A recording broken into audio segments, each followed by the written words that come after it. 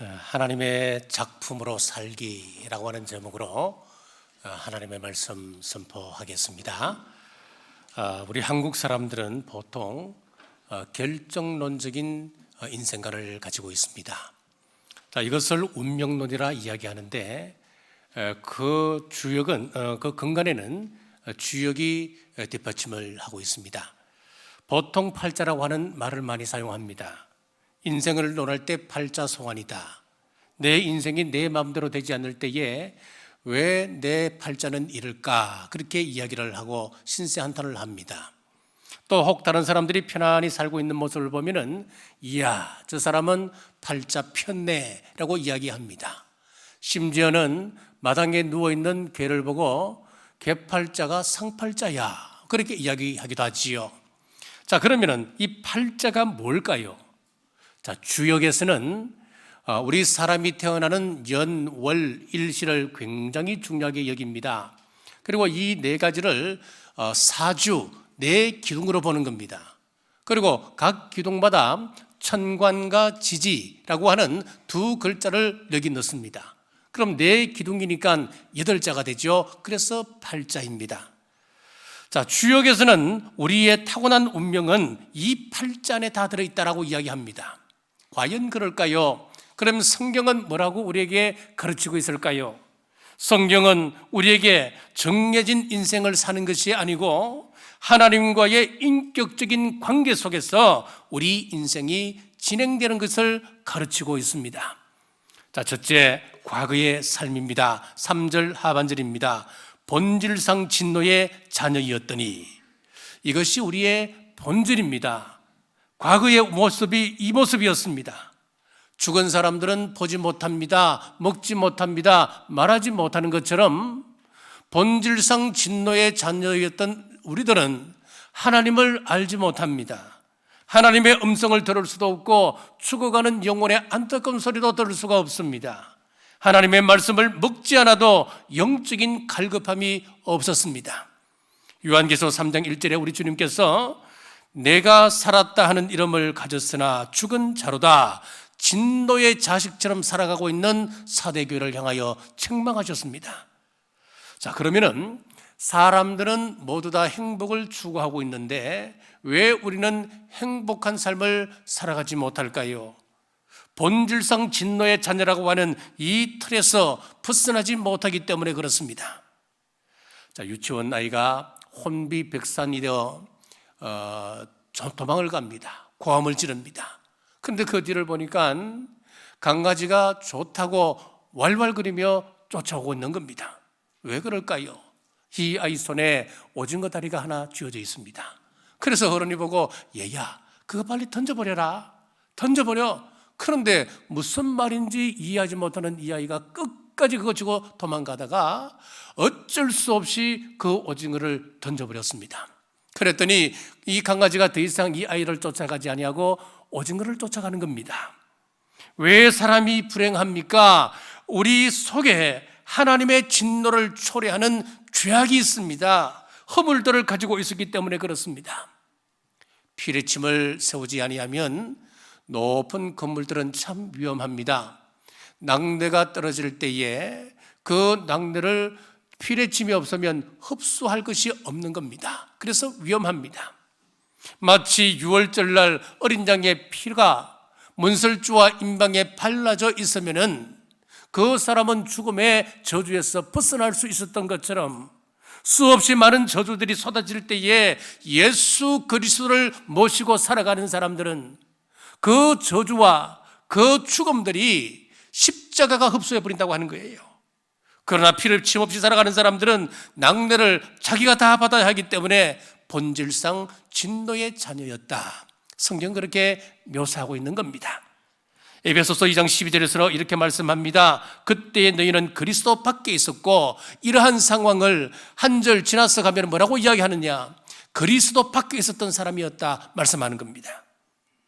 십자가 밖에 있으면서 구체적으로 어떤 삶을 살았습니까? 2절 중반절입니다. 세상 풍조를 따르고 유행이나 사람들의 평가, 여론 등 시대의 사조를 거스르지 못하고 환경이 주어지는 대로 따라가는 삶을 살았었습니다. 누가 화나게 하면 화를 냅니다. 문제가 터지면 짜증내고 불평하고 분노합니다. 자기가 조절할 수 있는 자기 내면의 조절 능력을 상실하고 살아갔던 삶이었습니다. 자, 계속해서 2절을 보시면은 공중의 권세 잡은 자를 따랐으니 곧 지금 불순종의 아들들 가운데서 역사하는 영이라.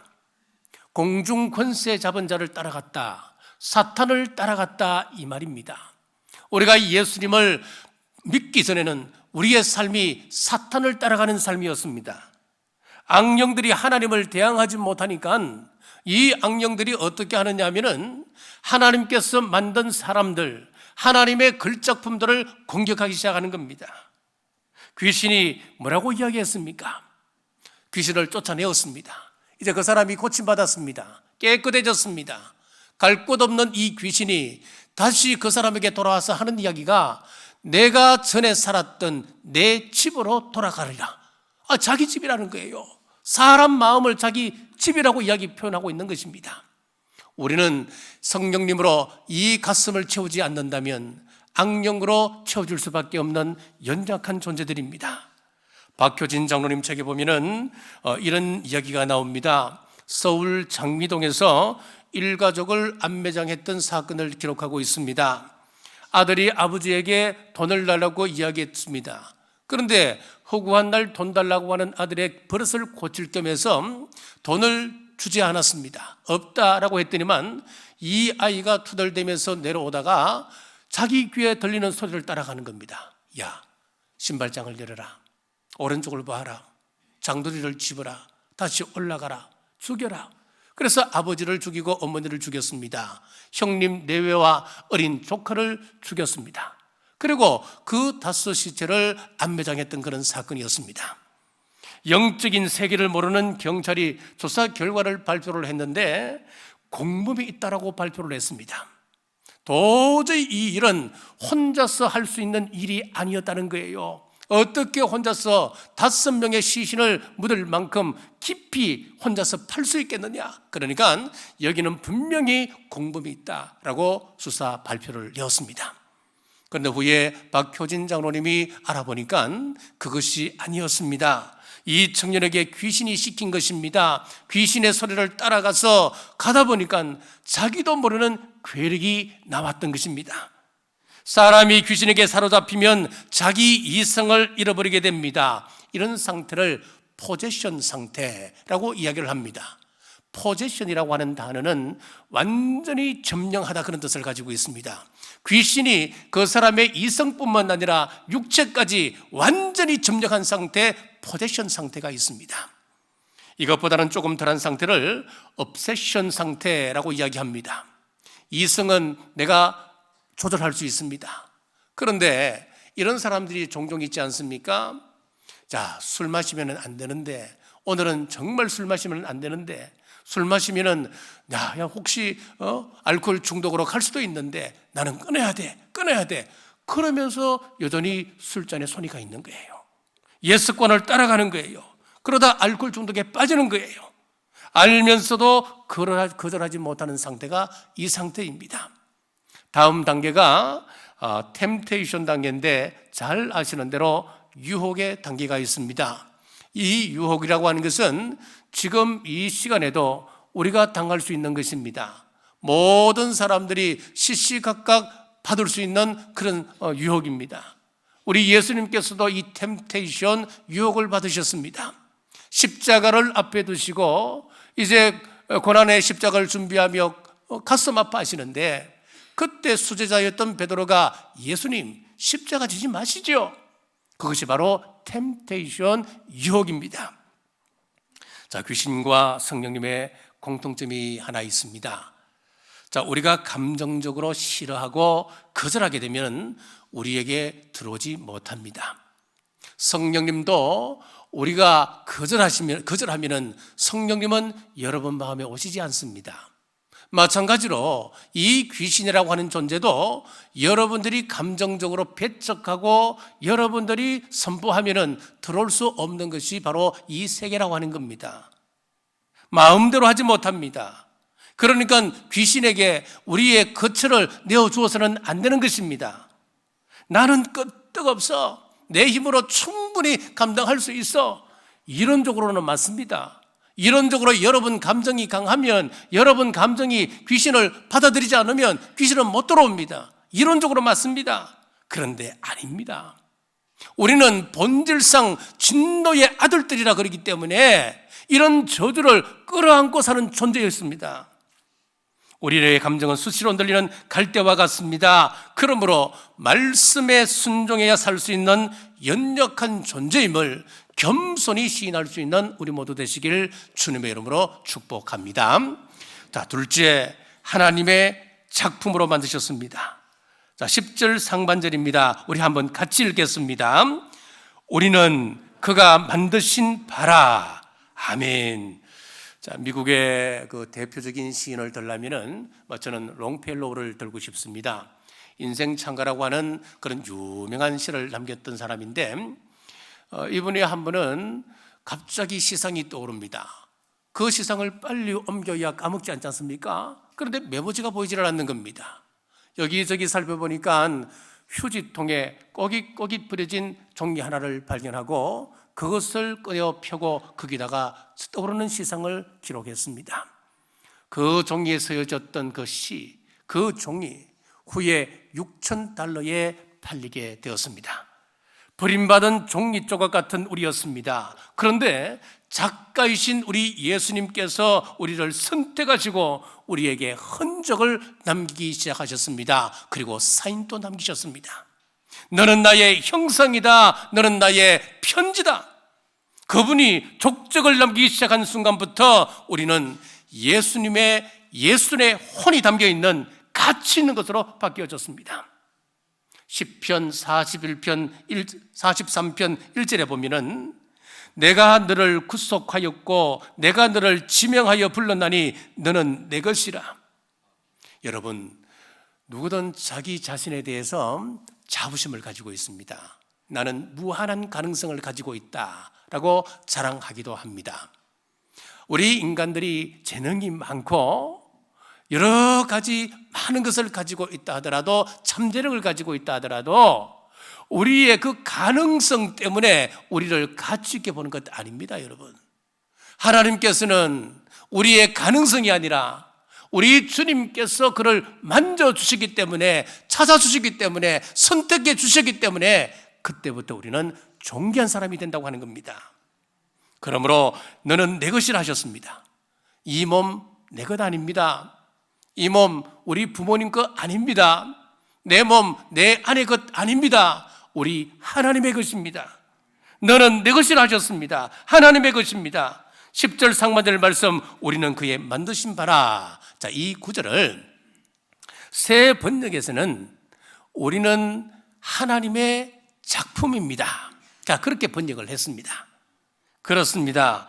우리 하나님께서 한번 연습 삼아, 실험 삼아 우리를 만드신 우리는 섭작품이 아니에요. 하나님께서 심려를 기울여서 우리를 만드셨다. 우리는 하나님의 작품이다. 섭작이 아니다.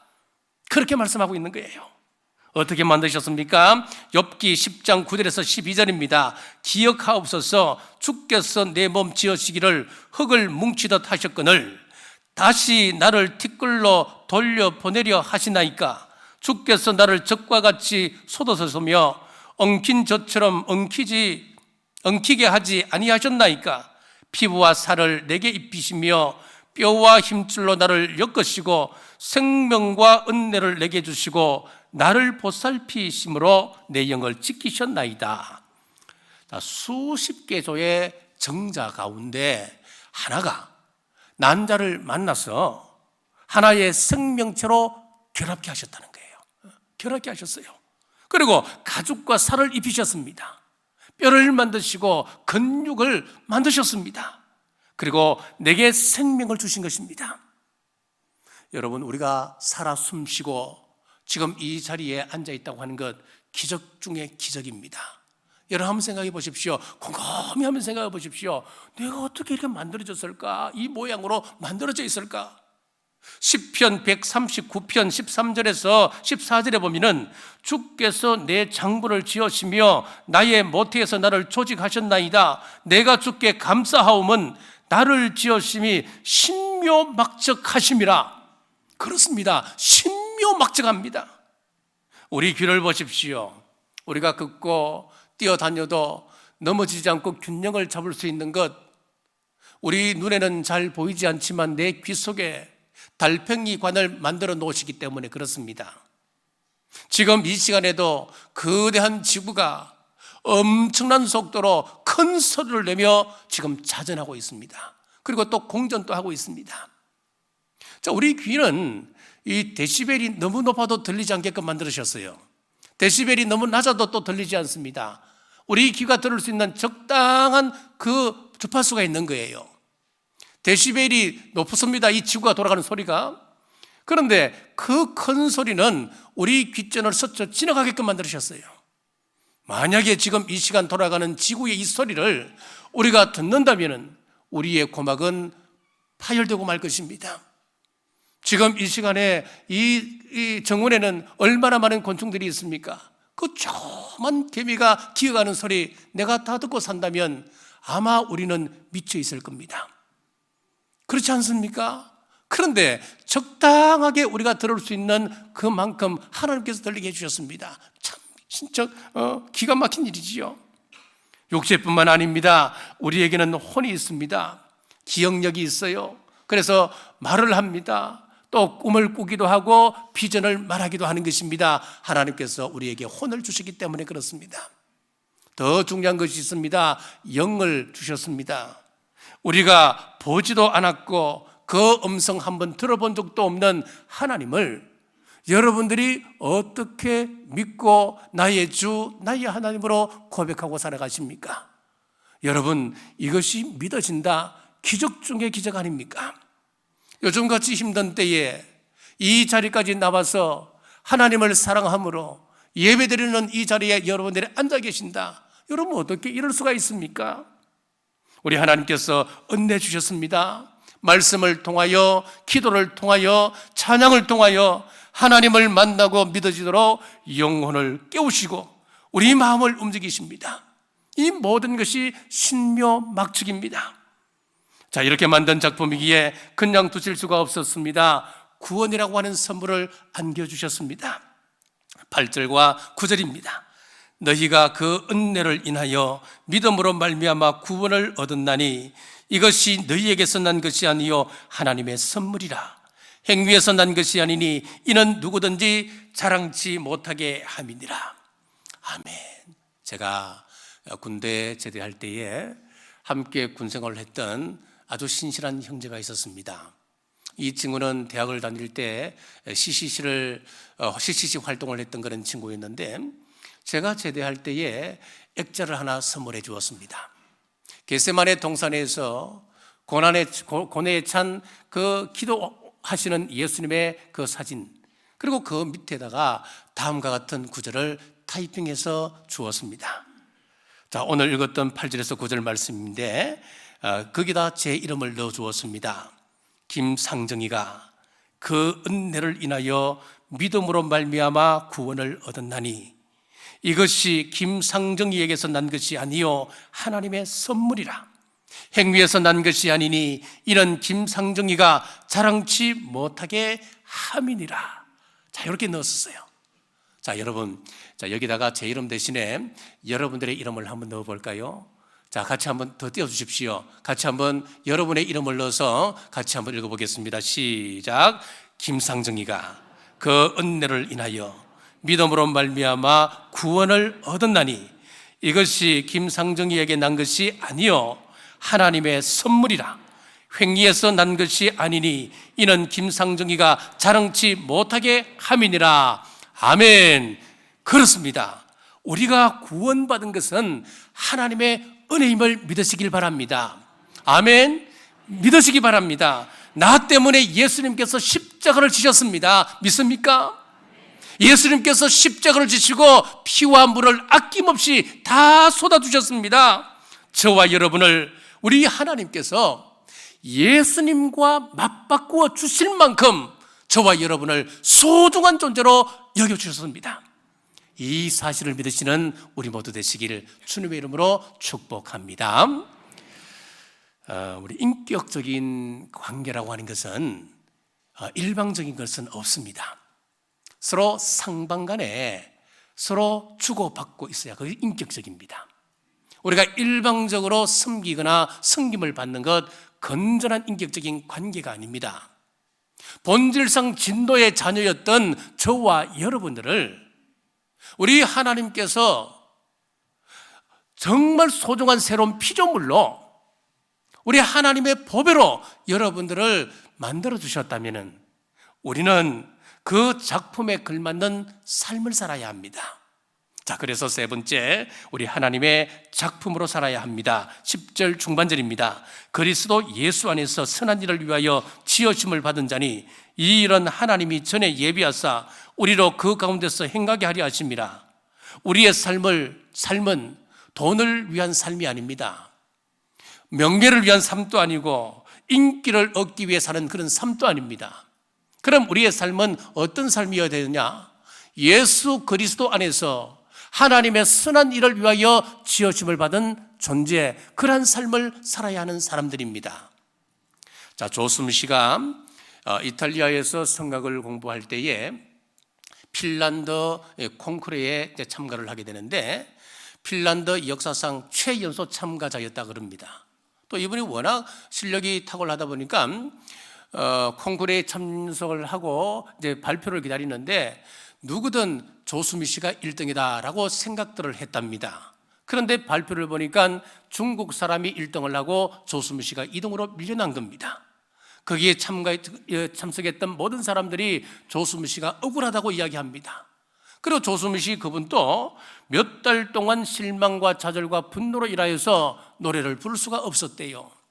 그때 그를 일깨워 세워준 사람이 그의 어머니였습니다.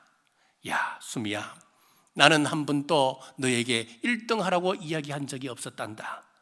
수미야, 노래는 아름다운 거야. 그런데 1등 하지 못했다고 분노를 가지고 네가 노래한다면 그것은 이미 노래의 아름다움을 잃어버린 거야. 1등이 아니더라도 네 노래를 사랑하는 마음으로 노래한다면 너는 행복해질 수 있어. 여러분, 왜 우리가 공부해야 합니까? 왜 우리가 돈을 벌어야 합니까? 왜 우리가 결혼을 해야 하고 자녀를 낳아야 합니까? 탐심을 위해서입니까? 내 야망을 위해서입니까? 아닙니다, 여러분. 하나님의 선한 일을 위해서입니다. 그런데 사도 바울이 나는 날마다 죽노라 그런 말씀을 하시고 또 나는 죄인 중에 괴수입니다 그런 고백도 하고 오호라 나는 공고한 사람이다. 자, 그런 고백을 한단 말입니다. 왜 그럴까요? 자, 스티븐 맥베이라고 하는 목사님이 고등학교 시절에 겪었던 이야기를 이제 책을 남겼는데 한 번은 최면술사가 이제 교실에 와서 학생들 몇 사람 앞으로 불러내었습니다. 그리고 최면을 걸었습니다. 앞으로 내가 최면을 걸 텐데 너희들은 각각 다른 동물이 되어 있을 거야. 그리고는 최면을 겁니다. 하나, 둘, 셋, 딱 했더니만 첫 번째 아이는 갑자기 멍멍 짖는 개처럼 행동을 합니다. 또 한 사람은 막 몸을 구부리고 또 팔을 막 휘저으면서 여기저기 뛰어다니는 원숭이처럼 행동했습니다. 또 한 아이는 막 계란을 낳은 암탉처럼 꼬고대거리기 시작합니다. 자, 한참을 그렇게 다니다가 이 최면술사가 다시 신호를 보내니까 이 아이들이 정상으로 돌아왔습니다. 그 후에 신학을 공부하고 목사가 된 이 목사님이 장고 끝에 단과 같은 결론을 내렸습니다. 잠시 개처럼 멍멍 소리 짓는다고 그 사람이 개가 된 것이 아니지 않는가? 마찬가지로 그들이 잠시 개처럼 짖는 것은 왜 그럴까 그러면은 최면술사의 그 거짓말을 그 아이들이 받아들였기 때문이다 라고 하는 결론을 내렸습니다. 좀 말이 좀 어렵죠. 왜 그 아이들이 그 개처럼 그런 행동했을까? 최면술사가 앞으로 너는 앞으로 개가 될 거야. 너는 개다. 너는 개다. 그 말을 그대로 믿고 받아들였다는 거예요. 그렇기 때문에 그렇게 행동했다고 하는 그런 결론이에요. 자, 마찬가지입니다. 많은 그리스도인들이 사탄의 거짓말에 속아 있습니다. 자신의 느낌에 속아 넘어갑니다. 나는 죄사함을 받았다는데 왜 여전히 죄인일까? 나는 하나님의 자녀가 되었다는데 왜 내 속에는 옛 모습이 그대로 남아있는 것일까? 이만큼 교회를 다녔는데 수십 년 동안 신앙생활을 했으면 분명히 나는 천사처럼 바뀌어져 있어야 되는데 왜 여전히 오늘도 죄악의 모습으로, 죄악의 진 모습으로 오늘도 실망하며 자책하며 살아갈 수밖에 없는가? 자, 그러다 보면 나는 구원받지 못한 추한 죄인이구나 좌절에 빠진다는 겁니다. 그 느낌에 사탄이 들어옵니다. 사탄이 그 느낌을 집요하게 물고 늘어집니다. 공격합니다. 그래, 맞아. 너는 닭이야. 너는 개야. 너는 원숭이야. 너는 여전히 진노의 자식이야. 그런데 우리는 말씀으로 돌아가야 합니다. 거짓된 사탄의 체면에서 벗어나야 합니다. 벗어버리는 것은 간단합니다. 고린도후서 5장 17절 우리 한번 같이 읽겠습니다. 그런즉 누구든지 그리스도 안에 있으면 새로운 피조물이라 이전 것은 지나갔으니 보라 새 것이 되었도다. 아멘. 여러분, 이 사실을 믿음으로 재확인하셔야 됩니다. 자, 미국에 오스왈드라고 하는 한 청년이 있었습니다. 평소에 조용한 청년이었습니다. 착한 청년이었습니다. 그런데 자기를 무시하는 친구들 앞에 분노를 이기지 못하고 총을 난사해서 많은 사상자가 발생했습니다. 결국 오스왈드는 사형 선고를 받습니다. 자, 평소 이 청년의 모범적인 행실을 알기 때문에 마을 사람들과 죽었던 아이의 부모조차도 대통령에게 진정서를 보내었습니다. 진정서를 받은 대통령이 감동을 받고 사면장을 비서실장에게 맡겼습니다. 비서실장이 감옥에 찾아갔습니다. 그 오스왈드를 만나서 이 사면장 이야기를 하려고 합니다. 나는 대통령이 보내서 왔습니다. 그런데 사형 선고를 받았던 이 오스왈드가 흥분할 대로 흥분되어 있는 거예요. 그래서 대통령을 욕하기 시작합니다. 내가 죽게 생겼는데 대통령이 무슨 필요가 있어? 대통령이 나에게 뭐 할 일이 있어 나에게 사람을 보낸단 말이야? 고래고래 고함지르며 듣지를 않습니다. 어쩔 수 없이 비서실장은 사면장 이야기를 꺼내지도 못하고 돌아갔습니다. 그 후에 사형장에서 대통령의 사면장 이야기를 듣게 되었습니다. 그때 오스왈드가 이런 말을 남겼다는 거예요. 내가 죽는 것은 나의 죄 때문에 죽는 것이 아니라 대통령의 사면장을 거부했기 때문에 내가 죽는다. 그런 말을 남겼다고 합니다. 그렇습니다. 우리 인간이 망하는 것은 죄 때문에 망하는 것이 아닙니다. 나의 허물로 인하여 내가 죽는 것이 아닙니다. 그 죄를 사면해 주시는 예수 그리스도를 우리가 거절했기 때문에 우리가 죽어가는 것입니다. 믿음이라고 하는 것은 물에 빠졌을 때 그리고 허우적거리고 있을 때에 지나가는 누군가가 밧줄을 던졌습니다. 그리고 빨리 잡으시오 할 때에 감사합니다. 그 밧줄을 잡는 것, 그것이 바로 믿음입니다. 당장 예배 후에 예배당을 나가는 순간 많은 시험이 도사리고 있을 것입니다. 말 한마디에 받은 은혜 다 쏟을 수도 있습니다.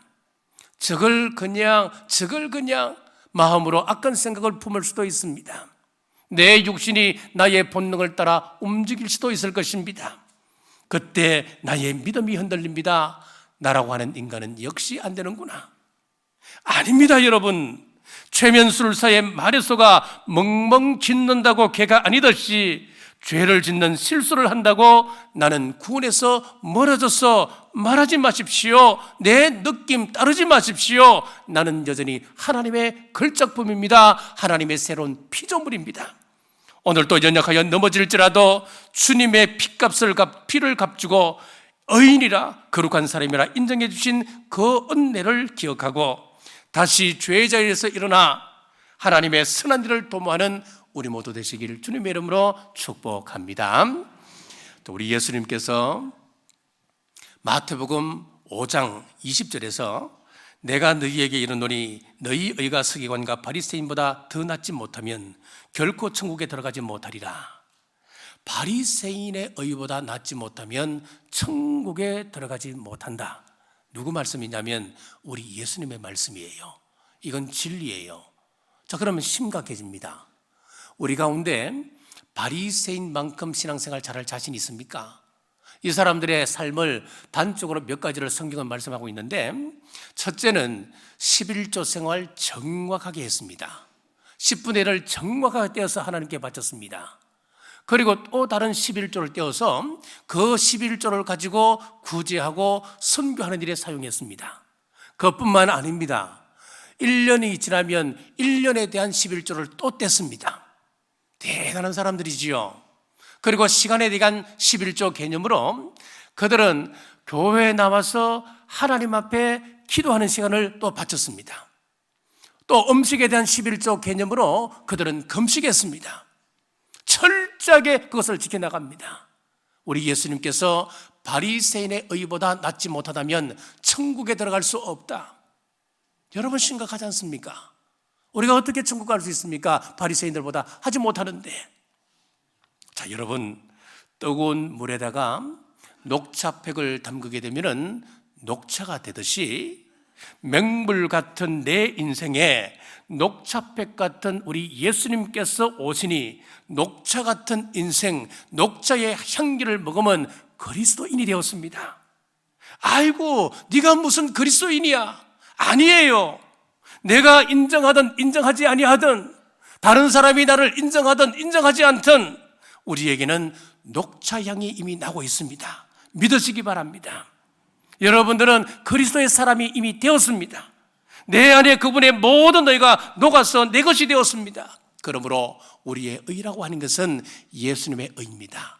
바리새인의 의보다 나은 의가 되어 있는 것입니다.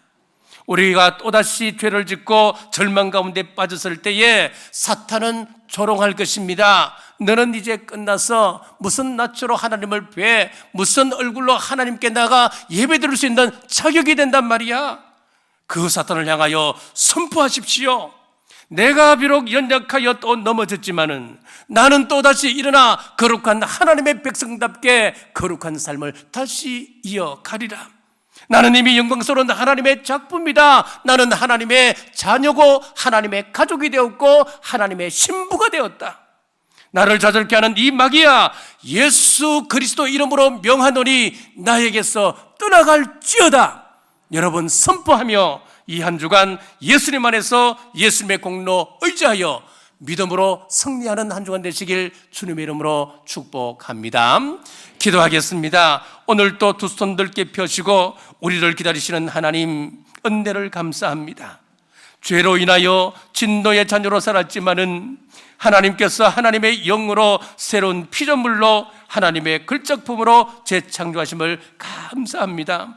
아버지를 신뢰하고 인도하심에 순종할 수 있게 하시고 하나님의 아름다운 덕을 선전하는 우리 남부의 모든 성도들 되게 하옵소서. 다시 오실 예수님 이름으로 간절히 기도드리옵나이다. 아멘.